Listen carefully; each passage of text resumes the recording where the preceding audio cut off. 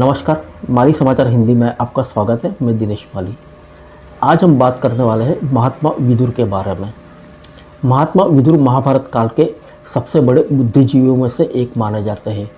ये कुशाग्र बुद्धि होने के साथ साथ महान विचारक व दूरदर्शी भी थे।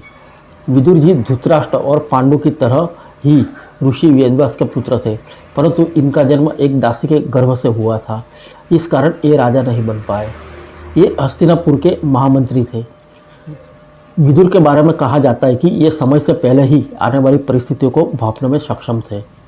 महाभारत के युद्ध से पहले ही विदुर जी ने महाराज धृतराष्ट्र को युद्ध के परिणामों के बारे में अवगत करवा दिया था। विदुर जी और महाराज धृतराष्ट्र के बीच का संवाद विदुर नीति के रूप में जाना जाता है। विदुर जी के द्वारा बताई गई बातें आज के समय में भी उतनी ही प्रासंगिक है जितनी उस समय में हुआ करती थी। यदि विदुर जी की नीतियों का अनुसरण जीवन में किया जाए तो कई तरह की समस्याओं से बचा जा सकता है, साथ ही जीवन को सुखी बनाया जा सकता है। विदुर नीति में कुछ ऐसे लोग के बारे में बताया गया है जिनसे हमेशा बचकर रहने में ही भलाई होती है। इसके अलावा विदुर नीति में ज्ञानी व्यक्ति की पहचान, धन का सदुपयोग और दुरुपयोग आदि विषयों पर भी महत्वपूर्ण जानकारी दी गई है। तो आइए चलते हम जानते हैं इस बारे में। ज्ञानी व्यक्ति की पहचान ऐसे करें।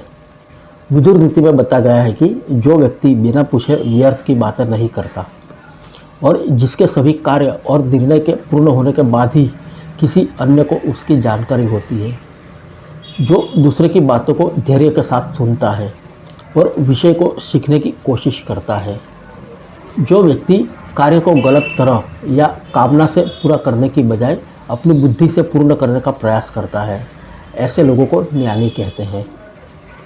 विदुर जी कहते हैं इन लोगों से बचकर रहे। विदुर नीति में कुछ ऐसे लोगों के बारे में जिक्र किया गया है जिनसे हमेशा दूर रहना चाहिए। विदुर नीति कहती है कि लापरवाह, आलस्य से भरे हुए, क्रोधित, अनैतिक कार्य करने वाले, नशा करने वाले, लोभी, भयभीत, कामांध, इन लोगों से हमेशा दूर ही रहने में भलाई है। ऐसे लोग स्वयं तो आगे नहीं बढ़ते हैं, साथ ही आपको भी आगे नहीं बढ़ने देंगे। ये सभी आपको विनाश की ओर ले जाते हैं।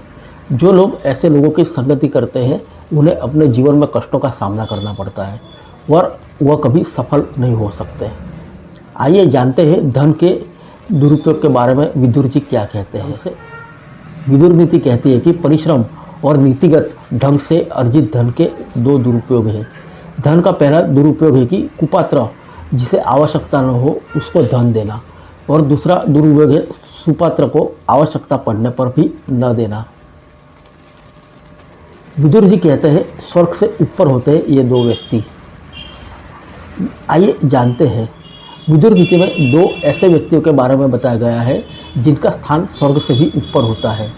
विदुर नीति कहती है कि जिस व्यक्ति में शक्तिशाली होते हुए भी क्षमा करने का गुण हो और जो निर्धन होते हुए भी दान दे, ऐसे व्यक्तियों का स्थान स्वर्ग से भी ऊपर होता है।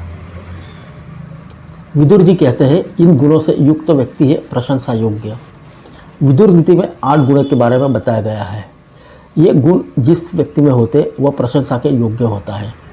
बुद्धि, शिष्टता, मृदुभाषी, ज्ञान, वीरता, कम बोलने वाला, दूसरे के उपकार को याद रखने वाला, दान करने वाला, इन 8 गुणों के युक्त व्यक्ति सदैव प्रशंसा के पात्र होते हैं। फिर मिलेंगे अगले बुलेटिन में अन्य किसी खबर के साथ। तब तक के लिए इजाज़त दीजिए। नमस्कार।